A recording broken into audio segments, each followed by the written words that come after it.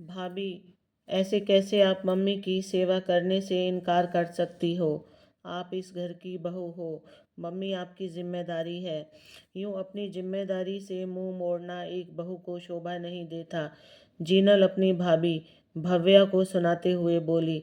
यह सब सुनकर भव्या ने अपने पति राजीव की तरफ देखा तो राजीव भी जीनल का साथ देते हुए बोला, मेरी तरफ क्या देख रही हो? दीदी गलत तो नहीं कह रही है? आखिर मेरी मम्मी की सेवा तुम्हारी पहली जिम्मेदारी है। पर तुम्हें तो अपनी जॉब की लगी हुई है। अरे क्या कमी है हमारे घर में जो जॉब करना ज़रूरी है आपका, जिसके लिए आप मम्मी की सेवा तक करने से इनकार कर रही हो? अरे इतना है हमारे घर में कि बैठकर खाओगी तो भी ख़त्म नहीं होने वाला। जीनल फिर से बोली। दोनों भाई बहन अभी बैठकर भव्या को सुना ही रहे थे कि भव्या उठी और अपने कमरे की तरफ जाने लगी। यह देखकर राजीव ने कहा, तुम्हें थोड़ी शर्म भी है? हम तुमसे बात कर रहे हैं और तुम हमें इग्नोर करके जा रही हो। देखो मुझे कल सुबह बेंगलोर के लिए निकलना भी है।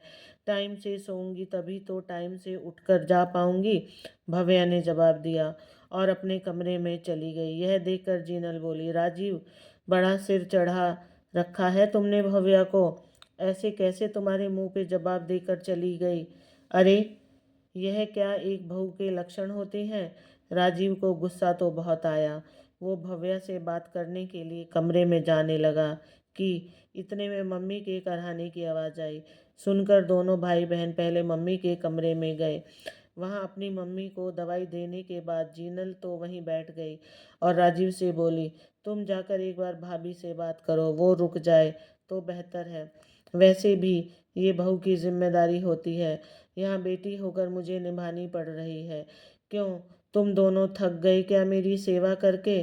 किस हक से रोक रहे हो तुम दोनों भाई बहन उसे? पैदा मैंने तुम दोनों को किया था, उसे नहीं। जब तुम दोनों को ही मेरी सेवा करने में रोना आ रहा है तो उससे क्यों उम्मीद कर रहे हो? मम्मी कैसी बात कर रही हो तुम? सास ससुर की सेवा करना तो बहू का फर्ज होता है और तुम्हारी बहू को अपना फर्ज याद ही नहीं है। जीनल ने जवाब दिया, बहू का फर्ज याद है, बेटे बेटी का फर्ज याद नहीं?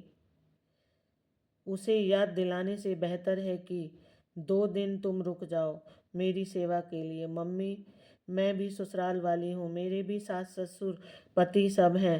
पहला फर्ज मेरा उनके लिए बनता है। यह तो हर 10-15 दिन में क्या करने के लिए आ जाती हो? पड़ी रहो तुम्हारे ससुराल में, हमारे घर में आग लगाने के बाद। अब तुझे तेरा ससुराल याद आ रहा है? मम्मी, आपकी तबीयत खराब है, हमें पता है, और बहू के ऐसे रवैये के कारण आपका दिमाग खराब हो रहा है। पर इसमें दीदी की क्या गलती है जो आप उन्हें सुना रही हो? मैं अभी जाकर उससे बात करता हूँ, देखता हूँ कैसे नहीं रुकती। राजीव बीच में ही बोला, अच्छा अभी कल तक तो तुम उससे छोड़ने की बात कर रहा था और आज उसे उसका फर्ज याद दिलाने जा रहा है। क्यों रुकना चाहिए उसे यहाँ पर? कल को तेरी माँ ठीक होकर फिर पैरों पर खड़ी हो गई तो तू फिर तलाक लेने की बात करने लग जाएगा। कम से कम ये नौकरी उसका सहारा तो रहेगी और वो कोई मेरी सेवा करने से मना नहीं कर रही। पर ये उसकी मजबूरी है कि उसे 2 दिन के लिए जाना पड़ेगा। आखिर उसकी नौकरी का सवाल है। तुम लोग तो मेरी सेवा नहीं कर सकते। उसने 2 दिन के लिए कम से कम नर्स का बंदोबस्त तो कर दिया। अब निकलो यहाँ से, मुझे आराम करने दो। और खबरदार उससे झगड़ा किया तो। अपनी मम्मी से डांट सुनकर दोनों अपना मुंह उठाए कमरे के बाहर आ गए। आखिर दोनों को समझ में आ चुका था कि मम्मी अब साथ नहीं देगी। भव्या और राजीव की शादी को 1 साल हो चुका था। कहने को छोटा सा परिवार था। घर में सास और पति राजीव ही थे, पर नंद जीनल जो कि राजीव की बड़ी बहन थी का राज आज भी घर में चलता था। रहती तो ससुराल में ही थी, लेकिन हर 10-15 दिन बाद मायके आ धमकती थी और फिर कोई ना कोई छोटी बात पर राजीव और भव्या में कलह करवा ही देती थी। राजीव की आदत थी कि वो हर बात में भव्या को दबाने की कोशिश करता और उसके लिए वो उसके मुंह पर कुछ भी कहने से गुरेज नहीं करता था। कई बार जब दोनों में झगड़ा बढ़ जाता तो उसके मुंह पर ये तक कह देता कि चली जाओ यहाँ से, मेरे पास इतना पैसा है कि तुम्हारे जैसी तो मुझे 10 मिल जाएंगी।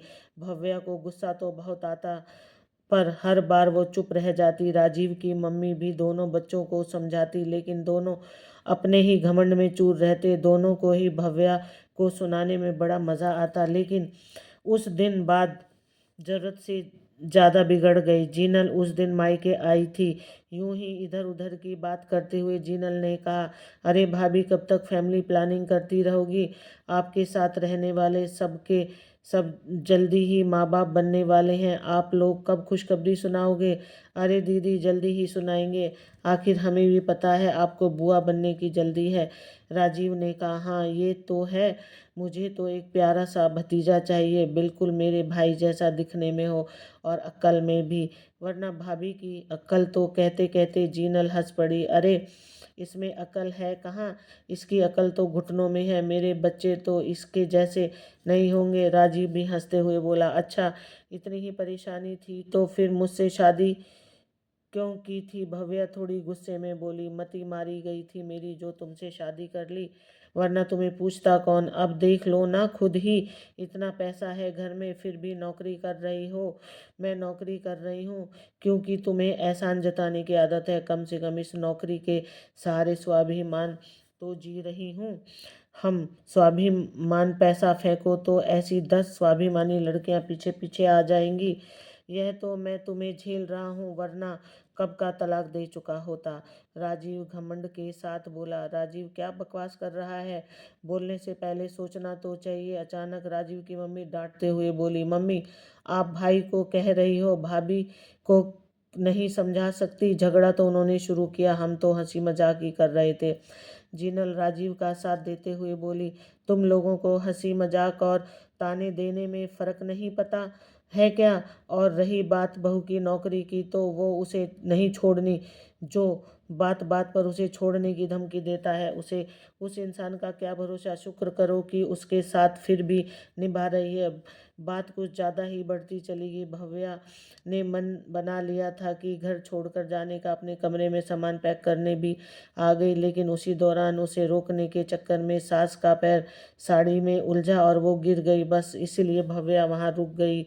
अभी भी सास बिस्तर पर ही थी, लेकिन तभी उसे ज़रूरी मीटिंग के लिए बेंगलोर जाना था और उसी के लिए सारी बहस हुई थी। आखिर सास ने भी उसे रोकना मुनासिब नहीं समझा और उन्होंने भी सारा निर्णय भव्या पर ही डाल दिया। राजीव के साथ रहना नहीं रहना आखिर उसकी मर्जी है। पर भव्या ने भी राजीव को एक आखिरी मौका जरूर दिया, पर यह बात जरूर साफ कर दी कि अब की बार राजीव ने उसे जाने के लिए कहा तो वो बिल्कुल नहीं रुकेगी। दोस्तों, यह छोटी सी कहानी आपको कैसी लगी? कमेंट में अपनी राय ज़रूर शेयर करें। कहानी पसंद आई तो चैनल को लाइक, शेयर और सब्सक्राइब करें। राधे राधे।